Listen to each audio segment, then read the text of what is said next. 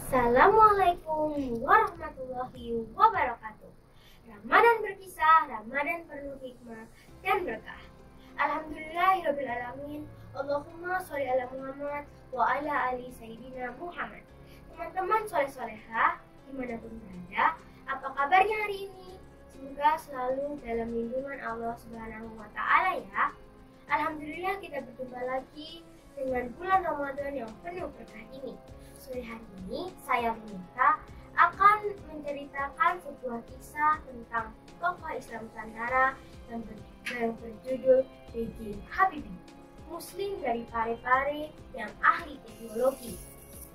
Teman-teman soleh-solehah, tahukah kalian Presiden RI ketiga Bapak Baharudin Yusuf Habibie atau B.J. Habibie dikenal sebagai orang yang unggul maupun di dalam negeri maupun di luar negeri. Beliau juga terkenal dengan sisi yang religius, tapi beliau juga sangat menghargai orang lain, menghargai agama lain dan juga kebudayaan orang lain. Teman-teman soleh-soleha, B.J. Habibie melewati masa kecilnya di Parepare, Sulawesi Selatan bersama ayah, ibu, dan 7 saudaranya. Ayah B.J. Habibie bernama Alwi Abdul Jalil Habibie adalah seorang ahli pertanian berasal dari Gorontalo dan ibunya bernama R.A. Tuti Marini Puspawardoyo adalah dokter spesialis mata berasal dari Yogyakarta. B.J. Habibie adalah anak keempat dari 8 bersaudara. Beliau tumbuh di keluarga yang religius. Saat kecil, B.J. Habibie sangat akrab dengan bacaan Al-Quran, sang ayah yang membuatnya tenang. Sebab itulah, di umur ketiga tahun, B.J. Habibie sudah lancar membaca Al-Quran. B.J. Habibie dikenal sebagai anak yang cerdas dari kecil. Saat berumur 14 tahun, ayah Habibie meninggal dunia. Sejak kepergian sang ayah, Habibie dan seluruh keluarganya memutuskan untuk pindah ke Bandung.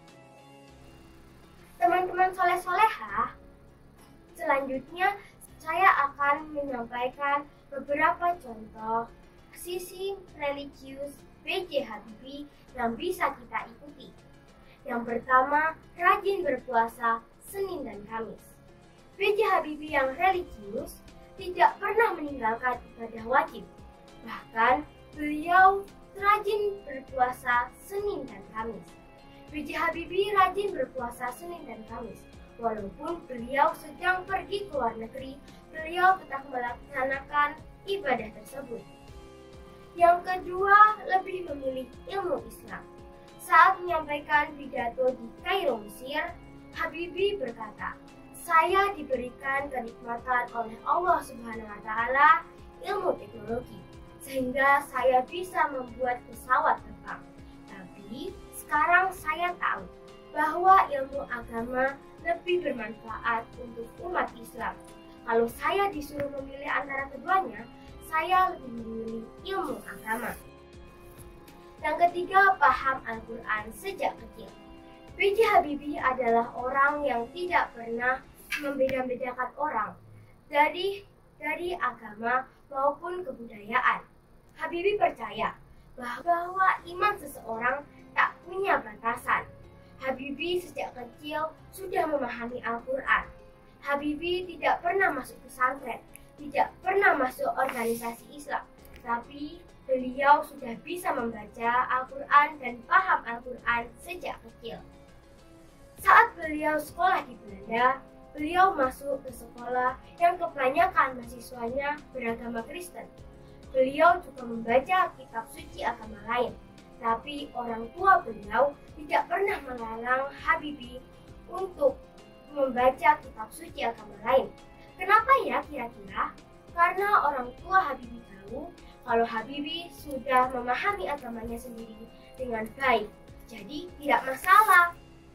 Teman-teman soleh-solehah, demikian cerita dari saya tentang B.J. Habibie.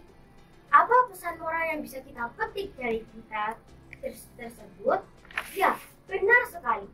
Kita bisa mendapat teladan dari seorang yang pandai ilmu teknologi, tapi juga kuat ilmu agamanya, sehingga beliau bisa menjadi orang yang hebat. Sampai di sini saja cerita dari saya. Semoga bisa memotivasi kalian semua dan jangan berhenti untuk berkarya ya. Terima kasih sudah mendengarkan cerita dari saya. Ramadan berkisah, Ramadan penuh hikmah dan berkah. Wassalamualaikum warahmatullahi wabarakatuh.